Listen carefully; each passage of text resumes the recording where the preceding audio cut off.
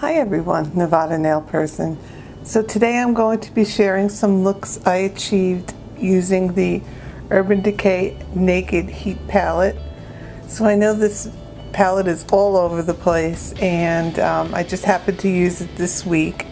And every day as I got ready for work, finished up my makeup and turned on the camera and just captured what look I achieved that day. So I thought that would be a little bit interesting for those mature girls out there or guys who are interested in this palette and just want to see how it might work with your skin.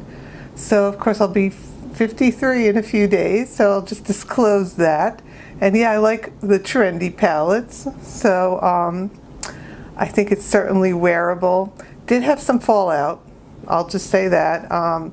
Wasn't too terrible fallout. I've definitely had worse, but I think if you do your eyes first, it shouldn't really be an issue. You just have some cleanup with a Q-tip or whatnot, and you should be fine. So just to start off with, I won't swatch all of these, but that's what it looks like. So we have a highlight shade, some transitional shades, some shimmers, some darker mattes and deeper shades. Overall, I think that as you'll see from my looks every day, I don't think it's very diverse as far as colors go, so you get kind of the same look. Some of the shimmery shades are a little bit more heavily pigmented and have that wet shimmery kind of look, where some are a little bit more sedate. Of course, it depends on the brush that you use and how you apply it. I will share as much information as I have on hand. I did take some notes. So basically I used a blending brush for the crease, probably a pencil brush for underneath, and one of my MAC shader brushes with the flat brush head to apply the shimmery shades to the lid. So for day one, which was Monday the 3rd, I used Ounce, which is the shimmery shade on the inner lip part of the lid and on the brow bone. I used Chaser all over the lid and in the crease, sort of like a transitional shade as well. I also used Scorch on the lid and a little bit of Ashes in the outer corner just to deepen things up a bit. And I believe I put some Ashes on the lower lash line as well. I did use MAC's Painterly Paint Pot on all of the looks but one. So on the 3rd day I did use Bobbi Brown's creamy eyeshadow in stick form in the shade Sand Dune. So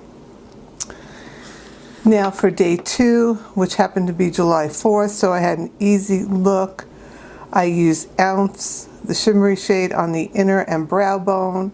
I used Chaser all over the lid and into the crease, and a little bit of Sauced on the outer third of the eyelid and a little bit on the lower lash line as well.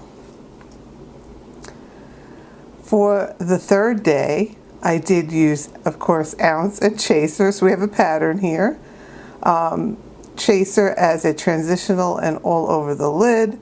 I had Sauced on the crease.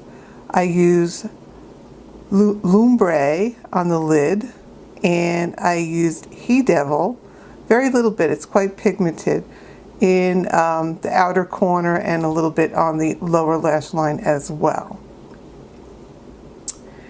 And now for the 4th day, I used Ounce on the inner and brow bone, Chaser all over as a transitional shade, Low Blow, which is a warmer brown, very pretty actually, like a yellowy brown, on the crease and underneath on the lower lash line as well, and Scorched all over the lid. And then for the 5th day, I used Chaser and Ounce as usual.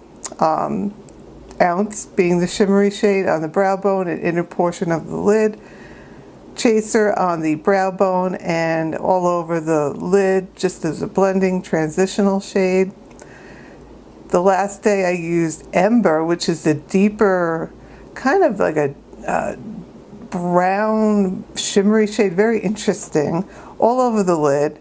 And then I used the deeper matte shade Cayenne on the outer portion of the lid and on the lower lash line as well.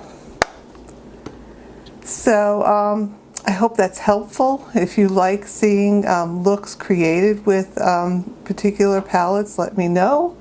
I also paired the palette with some other products that I thought went really well. First off, I used the Urban Decay 8-Hour Blush in Score, which is this wonderful peachy pink shade. And if you're no longer supporting NARS because of their choice to now be participating in cruel testing on animals, well, I think Urban Decay's Scorch is very similar to NARS Orgasm. So that's what that looks like. So I think that's an option if you're no longer supporting NARS. This is Urban Decay's highlighter, 8-Hour Powder Highlighter in Sin. So this is a gold shade. It's kind of champagne. It has an actual, like a silver shimmer in it as well. So it's quite interesting. So I think it's quite diverse for different looks. So there it is on my finger. And here's a swatch of Sin. It's a pretty shade.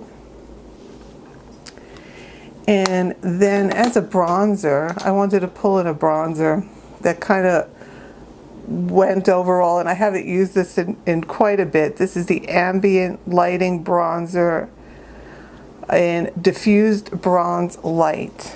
So I like these bronzers because they have a little bit of a shimmer to them, very slight shimmer. They're not very metallic, so you just have a little bit of luminosity, as does a lot of Hourglass products. So here's this product. So there's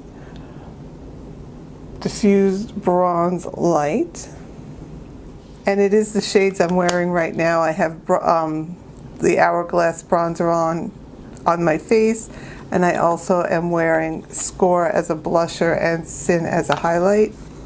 And I have a little bit of Sin in my inner corner as well. Paired it with Kat Von D's shade Lolita 2 because I thought it went very well with the colors for this Naked Heat palette, which is like a peachier brown nude shade. So that's what it looks like right there.